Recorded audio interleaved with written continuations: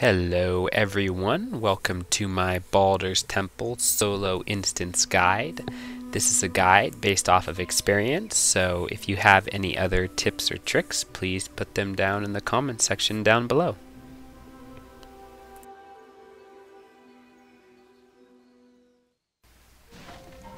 Baldur's Temple is near Bastion, and Bastion is near Alimentia, for those who did not know that. I do recommend that you use some charms prior to entering the instance so that you can run this as fast as possible.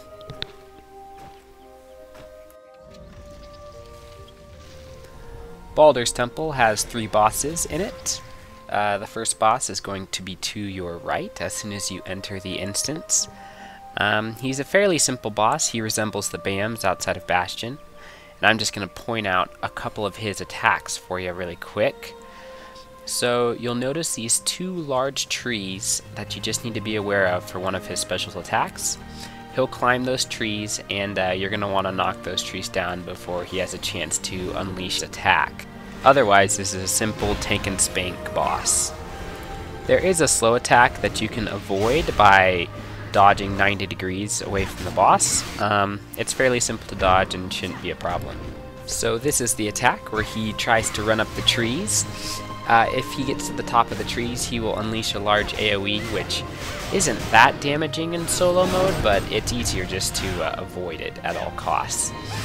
Sometimes, however, he is quite the troll and will decide to use this attack right as he is about to die, which definitely happened to me right there, so just be aware of that.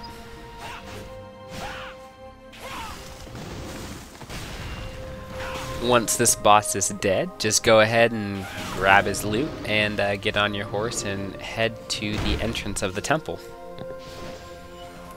Welcome to the maze in Baldur's Temple. If you stick close to this wall right here, you will not trigger the first trap. And then up here a little ways, we will come across the second trap. What you're going to want to do is you're going to want to use an iframe ability like teleport or evasive roll right here. And if you do it correctly, you will not trigger the second trap.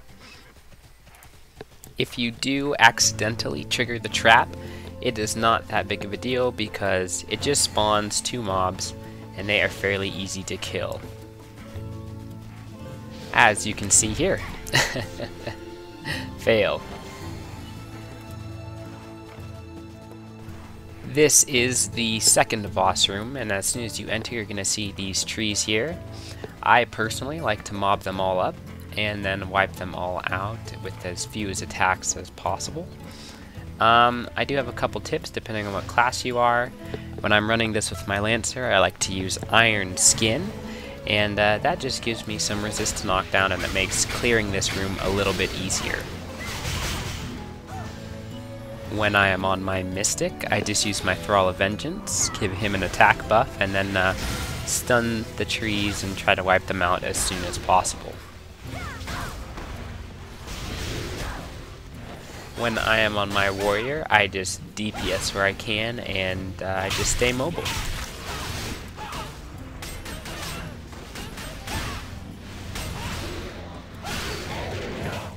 Now for the second boss, the Green Kuma.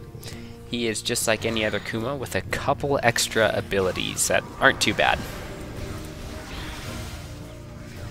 The only move of his that you really have to worry about is when a line of text pops up in the middle of your screen. This means that he has summoned some trees that are walking down the length of the boss room.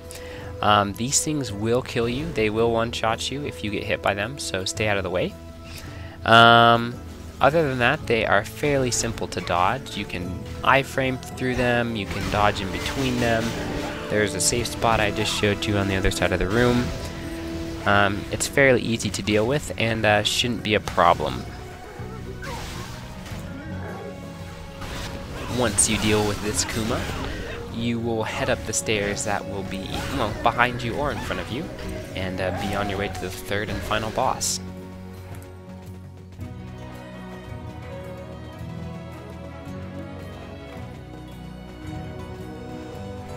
There are 4 Kuma turrets surrounding this boss room.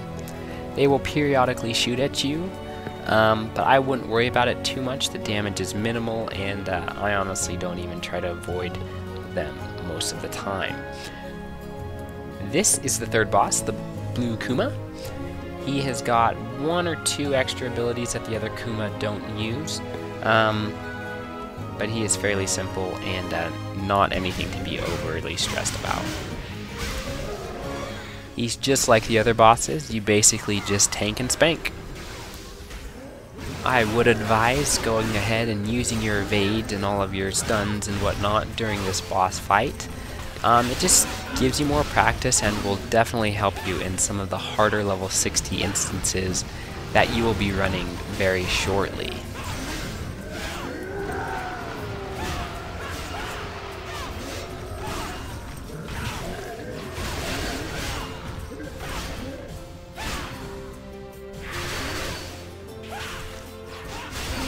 So there you go, nothing to it.